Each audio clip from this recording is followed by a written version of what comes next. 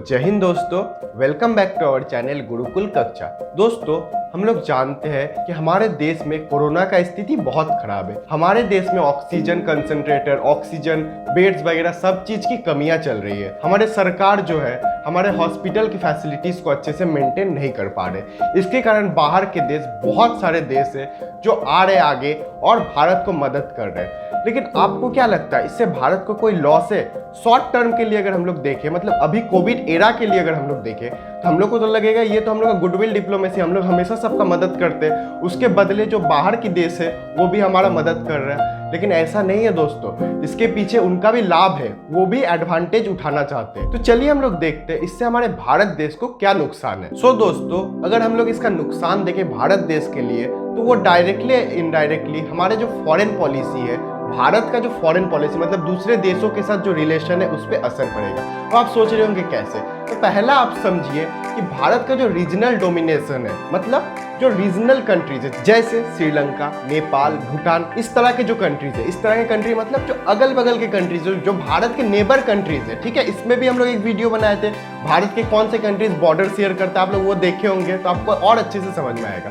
इस तरह के जो कंट्रीज है यहाँ पे भारत का डोमिनेशन है, मतलब ये जो देश है इनको हम लोग कह सकते हैं इकोनॉमी वाइज ये छोटे कंट्रीज है। तो इनको लगता है कि भारत एक बहुत बड़ा कंट्री है, तो हम लोग हमेशा भारत को एज ए आइडियल इंस्पिरेशन के रूप में देख सकते हैं। लेकिन अब क्या हुआ कि भारत जो देश है, हमारा जो भारत देश है, यहीं पे तो कोविड कंट्रोल नहीं हुआ, तो अब उन पे तो असर पड़ेगा। यार ये अपना ध्यान नहीं रख सकता, हम लोग कैसे इस पे विश्वास करें? तो यहाँ पे आपको जो पहला पॉइंट था वो समझ में आया? तो चलिए आप लोग लिख दीजिए कमेंट में निगेटिव का रिपोर्ट है अगर आपको समझ में आया। तो हम लोग दूसरा रीजन देखते हैं। तो दूसरा रीजन है दोस्तों इंडिया चाइना रिलेशन। आप सुने होंगे न्यूज में, चाइना के जो प्रेसिडेंट है उन्होंने कहा था भारत से कि अगर भारत को किसी भी तरह का हेल्प चाहिए तो हम भारत को हेल्प देंगे। लेकिन आप एक वक्त के लिए सोचिए, अगर भारत चाइना से हेल्प लेगा तो कितना बड़ा एक असर होगा इसका पूरा वर्ल्ड में, ये कितना निगेटिव इफेक्ट डालेगा इंडिया के एक इमेज में। अब जो छोटे कंट्रीज है उनको लगेगा यार ये तो चाइना से हेल्प ले लिया, मतलब चाइना भारत से बड़ा कंट्री है। अब नेपाल, भूटान जैसे जो कंट्रीज है वो सोचेंगे यार हम चाइना से ही डायरेक्टली हेल्प क्यों ना ले हमेशा, ना कि भारत से ले, क्योंकि भारत को जब मदद का जरूरत पड़ा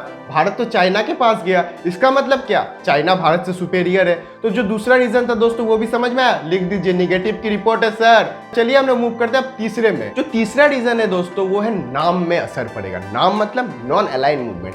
हमारे जो जवाहरलाल नेहरू थे उनका एक कंसेप्ट था कि भारत हमेशा नॉन अलाइन मूवमेंट को मानेगा, मतलब कोई भी देश को भारत कभी मदद नहीं करेगा। उस टाइम दो सुपर पावर था, एक यूएसएसआर और दूसरा अभी जैसा ही यूएसए था। तो नेहरू जी का कहना था ना ही हम यूएसएसआर को सपोर्ट करेंगे ना ही यूएसए को सपोर्ट करेंगे, हम दोनों को लेके चलेंगे, मतलब जब मुझे जिसका जरूरत होगा मैं उसके साथ रिलेशन बनाऊंगा। लेकिन अब यहाँ पे तो इफेक्ट पड़ा ना, अब भारत सब देश से मदद ले रहा है, तब जब जरूरत पड़ेगा दूसरे देशों को तब वो भी चाहेंगे ना कि भारत मेरा साथ दे, क्योंकि जब भारत को जरूरत था तब तो मैंने साथ दिया, अगर नहीं किया तो इसमें भारत पे एक खराब पिक्चर बनेगा। सो दोस्तों जो तीसरा रीजन था नाम का वो भी आई थिंक आपको समझ में आ गया होगा। तो चलिए हम लोग मूव करते हैं चौथे रीजन में। चौथा रीजन जो है दोस्तों वो आंसरेबल का, मतलब भारत को अब सभी देश को आंसर देना पड़ रहा है। अब छोटे से छोटे कंट्रीज भी आके दोस्तों भारत से पूछ रहा है कि भारत सरकार ऐसा कैसे हो गया? सरकार आप अभी तक आप कंट्रोल नहीं कर पाए कोरोना को, पहला ये बताइए भारत सरकार कि इतना ज्यादा केसेस क्यों आ रहे हैं आपके देश में। तो इससे क्या होगा दोस्तों,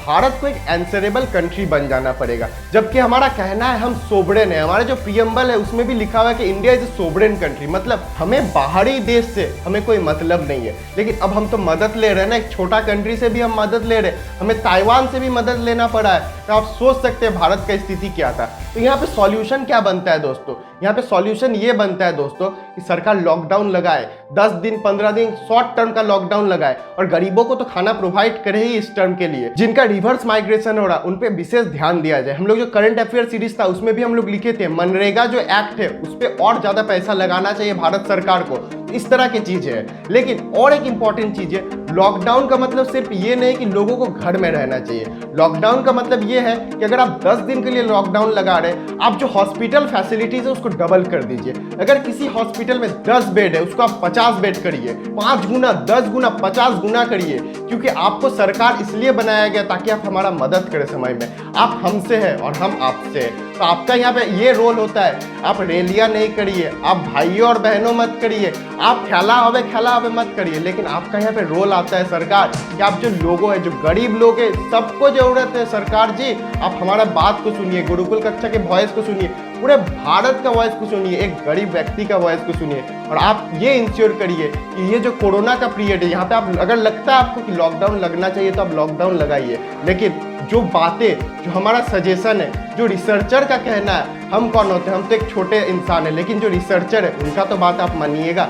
उनका इतना बड़ा बड़ा थॉट है कि अगर आप लॉकडाउन लगाते हैं तो आपको यहाँ पे क्या क्या करना चाहिए, आप ऐसे चीज़ों को मानिए। और अगर आपको लगता है कि लॉकडाउन लगाना चाहिए तो लॉकडाउन लगाइए। और ये जो वीडियोस, जो मेरे वीडियोस देखते जो भी मेरे व्यूवर है, उनसे मेरा अनुरोध है कि आप लोग जो सरकार के गाइडलाइन दिए गए हैं उसको फॉलो करिए। सिर्फ सरकार का ही गलती नहीं है, गलती तो हमारा है, हमने कोरोना को फैलाया है, हमने ना मास्क लगाते ना सैनिटाइज यूज़ करते, तो गलती किसका? इनडायरेक्टली गलती तो हमारा है, इनडायरेक्टली का डायरेक्टली गलती हमारा है। सरकार को तो हम लोग बाद में ब्लेम करें कि हॉस्पिटल नहीं, फैसिलिटी नहीं, ये नहीं है, वो नहीं है, लेकिन फैलाया कौन है? फैलाया हम और आप है। क्यों? क्योंकि हम मास्क नहीं यूज़ करते, सैनिटाइजर यूज़ नहीं करते, ये वो हम लोग करते हैं। तो दोस्तों, जो टॉपिक से हम लोग नहीं भटकते, आई होप जो आज का टॉपिक था वो आपको समझ में आ गया होगा, और जो हमारा you know this before show है वो भी आपको पसंद आ रहा होगा। तो चलिए मिलते हैं नेक्स्ट वीडियो में, तब तक के लिए जय हिंद। तो दोस्तों, जाते जाते एक बात सुन लीजिए अपने कान में, बहुत सारे लोग हैं जो एक दूसरे का मदद कर रहे हैं, आप भी एक दूसरे का मदद करिए। इसी दौरान मेरे एक दोस्त है जिसका आपको यहाँ पे साइट का लिंक दिख रहा होगा,